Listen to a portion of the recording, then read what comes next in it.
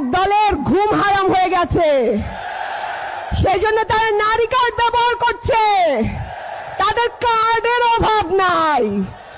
নারী কার্ড, চান্দা কার্ড, লাল কার্ড, নীল কার্ড, আবার কি কার্ড দিবে? Family card. আমরা এইসব ফ্যামিলি কার্ডের ধার ধারি না, এইসব চাইও না নারীরা। আমরা নারীরা চাই কি চাই? আমরা রাস্তাঘাটে শান্তিপূর্ণভাবে হাঁটতে চাই।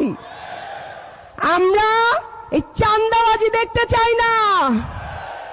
বাংলাদেশে অস্ত্র ছিল, তার চেয়ে একটা বড় অস্ত্র ছিল কি জানেন? শব্দের অস্ত্র। রাজাকার বলে বলে আমাদের ভাইদেরকে খুন করা হয়েছে না? তারপর সেই রাজাকার হয়ে উঠেছে সবচেয়ে শক্তিশালী অস্ত্র, হয়েছে না?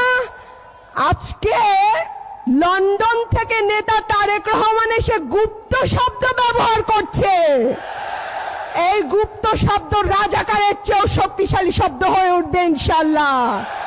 এই গুপ্ত শব্দ দিয়েই আমরা জোটকে ইনশাল্লাহ বিজয়ের পক্ষে নিয়ে যাব ইনশাল্লাহ। শুনেন, এইসব শব্দের রাজনীতি খেলেন না, এগুলো শেষ হয়ে গেছে।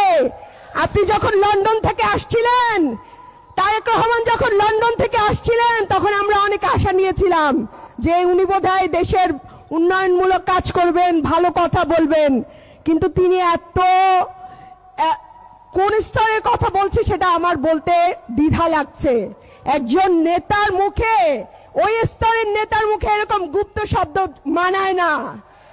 এইসব এক শব্দে হাসিনার পতন হয়েছে। আপনারা যদি এইসব শব্দ ব্যবহার করে মানুষকে ঠেকাতে চান, তাহলে কি হবে? জি, শব্দেরই পতন হবে ইনশাল্লাহ। শুনেন, আপনারা সবাই দাঁড়িপাল্লা স্লোগান দেন, আমরা একটা স্লোগান একটু দেই। শাপলা কলির একটা স্লোগান হবে, জিততে এবার, জিততে এবার, এবার দাঁড়িপাল্লা জিততে এবার। শুনেন ভাইরা, আমাদের জামাত ইসলামের ভাইরা আমাদের ভাইদের জন্য অনেক কষ্ট করছেন। আমাদের বোন, আমরা আবার বোনরা তাদের পাশে দিয়ে কষ্ট করছি। আমরা ইনশাল্লাহ জোট সরকারকে এইভাবেই এগিয়ে নিয়ে যাব।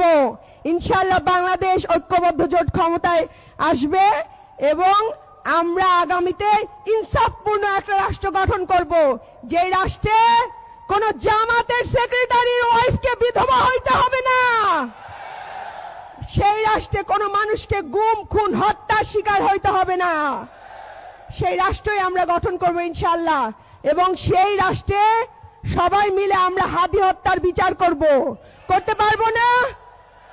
সবাই দোয়া করবেন, ভালো থাকবেন। আসসালামু আলাইকুম।